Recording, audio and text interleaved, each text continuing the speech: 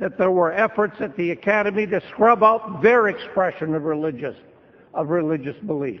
That's what we want to stop. I want to make certain that every single person who attends that Academy feels free from intimidation and does not feel that they have to go along with the attitudes of those in the chain of command or their senior cadets in order to get along at the Academy. I thank the gentleman for yielding. I thank him for the spirit in which this debate is conducted. Mr. Obey and I do have similar language in welcoming religious expression at the Academy. Where we do differ is that in our amendment we don't prejudge that officials are abusively proselytizing. And with the IG report coming in from DOD, not just the Air Force, but the IG report coming in from DOD and the Air Force IG report coming in, I think we need to get those reports and then take congressional action. The gentleman's time has expired.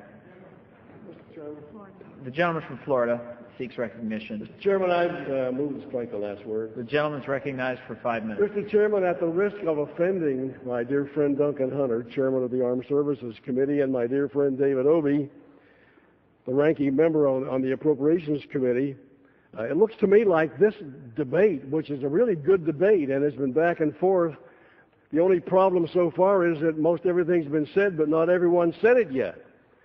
It looks to me like this is going to take more time to settle an issue that has nothing to do with the war in Iraq or the war against terrorism. It's going to take more time than the bill that does provide for the security of the nation. If we ought to get to the end of this debate and get back to the real business at hand today. And Mr. Chairman, I may offer a bit of a facetious statement, but I may ask, if we can't get this thing ended, I may ask unanimous consent that the staff can go outside and have their own debate rather than handing stuff to the members in order to have that debate.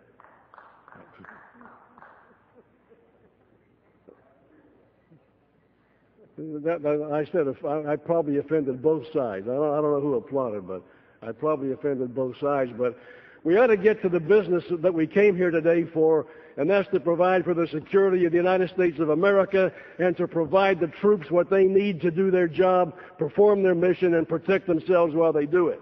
I yield back my time. The gentleman yields back the balance of his time.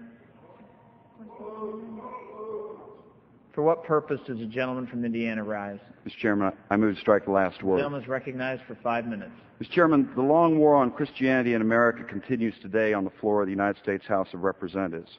It continues unabated with aid and comfort to those who would eradicate any vestige of our Christian heritage being supplied by the usual suspects, the Democrats. Don't get me wrong, Democrats know they shouldn't be doing this. The spirit of, if not the exact language in the underlying bill added by the Democrat ranking member, the gentleman from Wisconsin, was offered by a Democrat in the Armed Services Committee during consideration of the FY 2006 DOD authorization bill. The author of that language in the authorizing committee, the gentleman from New York, has suggested since that time that, quote, extremist groups, end quote, are behind the removal of language similar to his. I and others who spoke in opposition to that amendment had never even heard of the notion of such an amendment until the gentleman from New York actually offered it during the committee markup. And so I'm curious as to who these extremists are that the gentleman from New York spoke of. Mr. Chairman, we may never know because that is the nature of this debate. Name-calling of unspecified people and groups who hold a worldview different than many of these Democrats. And as I said, Mr. Chairman, Democrats know they should not be doing this. Following the overwhelming opposition voiced at the DOD markup, the Democrat ranking member of the committee requested the gentleman from New York to withdraw the amendment, which he did. But like a moth to a flame, Democrats can't help themselves when it comes to denigrating and demonizing Christians. I mentioned earlier the comments of our colleague, the gentleman from New York, about nameless extremist groups. Sir, I move that the gentleman's words be taken down. I move that gentleman's words be taken down. The gentleman will suspend. The clerk will transcribe the words.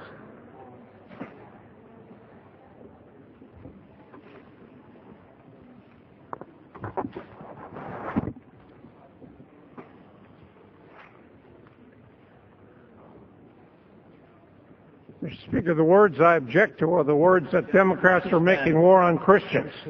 The chair would request the gentleman to suspend.